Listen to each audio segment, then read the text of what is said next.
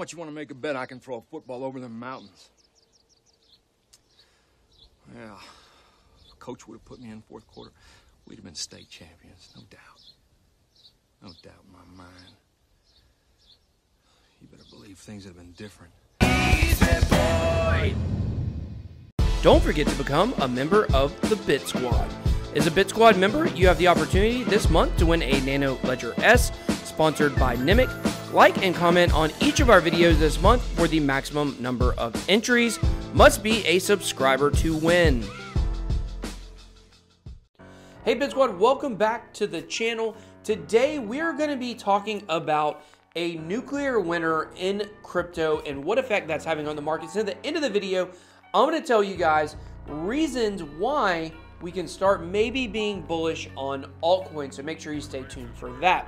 But before we get too far into the video, I want to release some clarification on my last video on a story. Basically, I was talking about R3 and Ripple, and XRP was pumping, obviously, while its rival, so to speak, R3 partnered with Swift.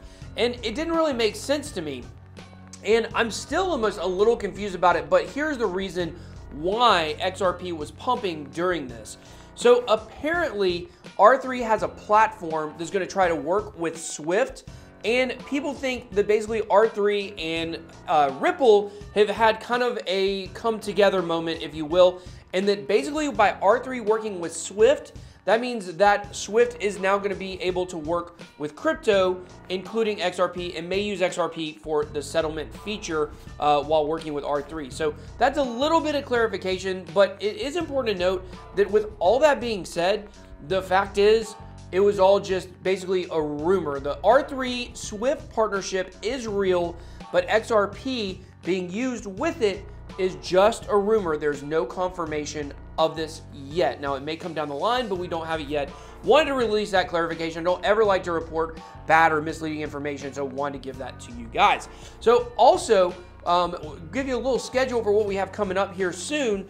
We have this video today. Tomorrow, we're going to be doing a Bit Squad Crypto Chat live stream. I'm going to pick the winners of our 3 Litecoins and the winner of our ledger for the month, and then we'll start a new contest. So make sure you guys stay tuned for that. And then on Sunday, I'm going to be releasing my episode of Beards and Bitcoins, my podcast, which has Anthony Pompliano, aka Pomp, on it. So you guys are going to make sure that you want to stay tuned. And also make sure you guys are following my podcast, Beards and Bitcoins, on iTunes and SoundCloud if necessary. So, okay, guys, going to be doing a little bit of a format change. I know we got a lot of house cleaning today, guys, but I think this is going to be making the channel better. So from now on, I'm going to be doing daily news videos Monday through Friday, and we're going to call those videos the Fresh 5. And those 5 stories are going to be the biggest stories of the day in crypto. And then if I'm going to do other videos like tutorials or wallet walkthroughs or reviews, whatever that might be, those will be addition to our Monday through Friday videos.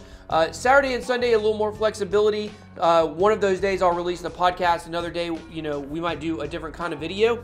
But this is what we're going to be doing. We're going to be doing this Fresh 5 format. We're going to start with what we're going to call the Market Watch and then lead into the top 5 stories of the day. Now, if you guys are after crypto news, then what this is going to do to kind of separate myself from the other people out there doing crypto news is that these are just going to be the top 5 stories. And I'm going to try to give you a little bit of a different perspective on them than you might get on some other channels. But it's going to be concise. They're going to be pretty short. I'm just going to be giving you guys exactly what you need to know for the day. If you're looking for all-encompassing crypto news, nobody, in my opinion, does it better than Crypto Zombie. He covers like 20 news stories a day. It's absolutely unreal how much work this guy puts in. So if you guys aren't subbed to his channel, also make sure you do that. Just don't leave the Bit Squad. So, okay, guys, let's get into it. Let's start. First Fresh 5 episode today. Start with the Market Watch. Market Watch. All right, guys, the market cap is coming in right now at $114 billion. Bitcoin dominance coming in at 53.4%. Love to see that number go closer to 50. We have Bitcoin coming in at number 1 at 3482, XRP number 2, Ethereum number 3, and then from there, top 10 rounded out with Bitcoin SV. For top gainers of the day, we have Hollow up 25%, maybe starting another big run. It recently had a huge run. Then we have Aurora, Binance Coin, Theta, and Augur rounding out the top 5 gainers of the day. Top 5 losers, we have Project Pi, Ravane, Waves, Crypto.com, and Veritasium. So not a lot of huge losers today. 5.5% is the biggest one. So let's get into it, guys. The Fresh 5. Number 5. All right, guys, coming to number 5, we have CBOE once again has submitted their proposal for the Solid X Van Eck Bitcoin ETF. So basically what this means is we know they just pulled the proposal, they amended a couple things, and they've now resubmitted it on Thursday. Now, I don't think we have the actual resubmission date, but it was announced Thursday, so I guess we're gonna go with Thursday as that date. I'm gonna give you guys some dates to watch out for in the future that are in relation to this. For the record, I don't even care about this ETF. I don't want ETFs in crypto. I want to, part of what we're doing here in cryptocurrency, right, is decentralization and trying to buck against the system, and yet this is more system things, but it is an important story.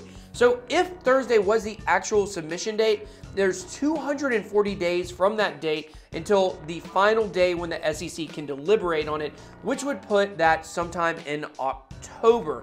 Now, there are 2 other key dates. They have to basically make a statement, the SEC does, on this by 45 days in and then 90 days in. So that's going to put it at March 17th is the 45-day mark, and then May 1st is the 90-day mark. So leading up to those 2 dates, we'll probably be hearing a lot more about this. Number 4. Okay, guys, coming in number 4, we have this story on NEM. They've basically now began to pander to their community for funds because they're almost out of it. So right now, coming in at number 18 on CoinMarketCap is NEM. It was in the top 10, doing very well, and then one thing happened. There was a huge hack. It was on CoinCheck, and it's the biggest hack to date. $530 million absolutely crippled this project, especially considering it was at the very beginning of the bear market. So what does this mean? This means that NEM has 1 month of funding left.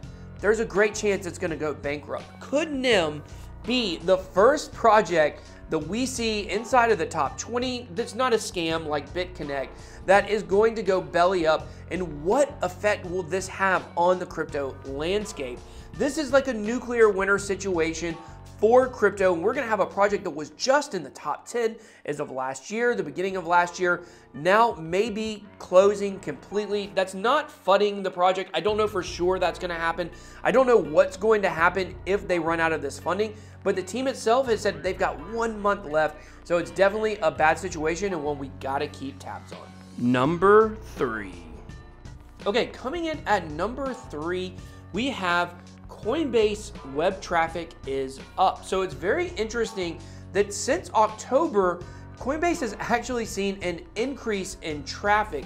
That would have been kind of what would be the absolute bottom for Coinbase, would have been back in October. Now it could dip again, of course, but since then people are more interested in Bitcoin. It's like when it was at 20K, everybody was excited.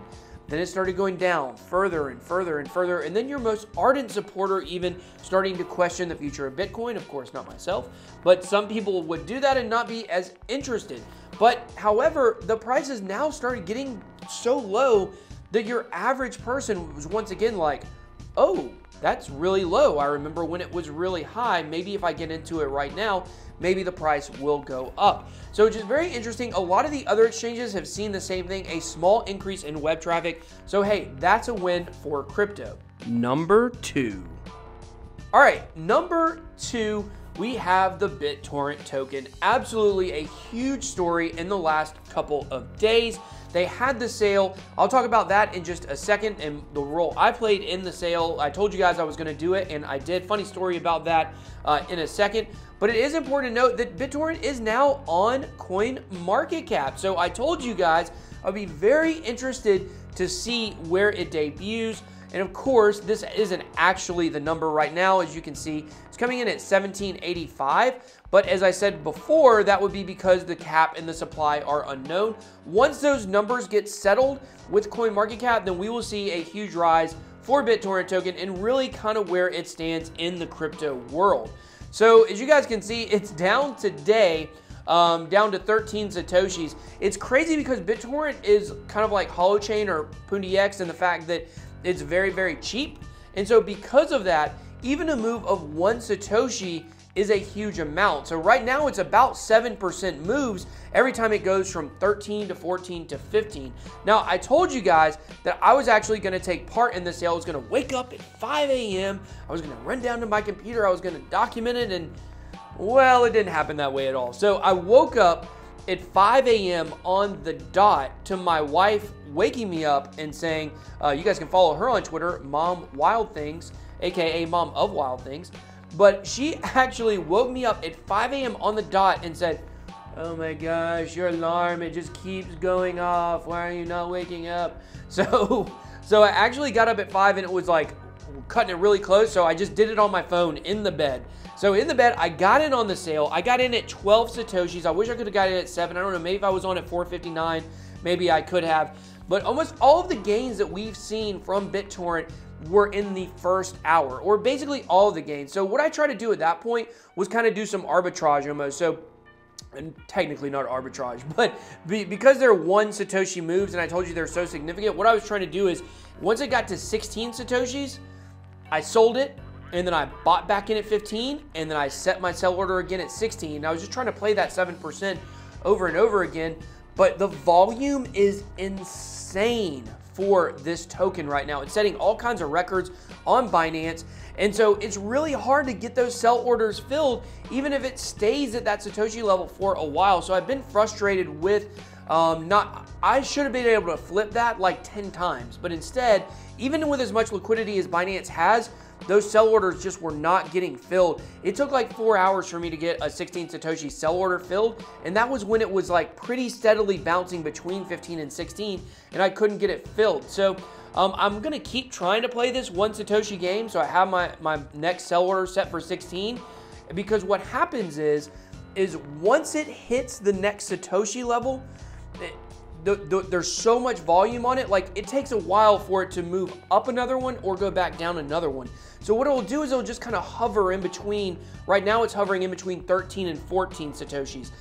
It was hovering between 15 and 16 and 16 and 17. So I said on the video from the other night that what we might see is right out the gate, it go way, way up and then come back down. And that's basically what we've seen. It was either that or we'd see slow gains.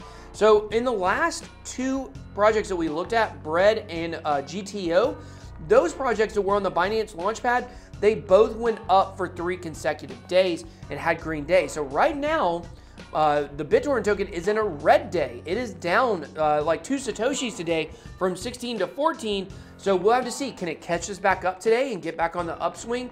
Or will we see a pattern that we haven't seen before with the tokens from the Binance Launchpad getting listed? The number 1 crypto story of the day. All right, guys, the number 1 story of the day, and to me, the most bullish news for altcoins out there, Binance is now accepting credit cards for crypto. So you're able to use your fiat for crypto just like you would do on Coinbase.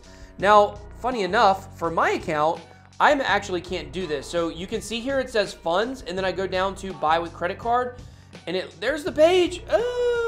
Your region is currently available. So I think most states in the US are good from what I've read, but I live in Georgia, which is a banned state from being able to participate in this, but that's fine because I'm not putting any fresh fiat in right now at this moment. I may down the road, but I'll probably just do it with Coinbase and pay the extremely high fee. So we'll just have to see what happens here. I'm very interested in the fees. It says 3.5% per transaction or $10, whichever one is higher. Visa and MasterCard accepted. 10 to 30 minutes for cryptocurrency to reach your wallet. So I think this is absolutely huge news. And now why is this huge news for altcoins? Well, it's because even in the last bull run, people were really struggling to know how to buy some of your smaller alts that were on Binance and other exchanges. We didn't have all the options on Coinbase at that time that we have now, but like Tron even, for instance, you can't buy Tron on Coinbase. You have to put money on Coinbase or wherever you put money in and then send it to Binance to buy Tron or whatever other exchange.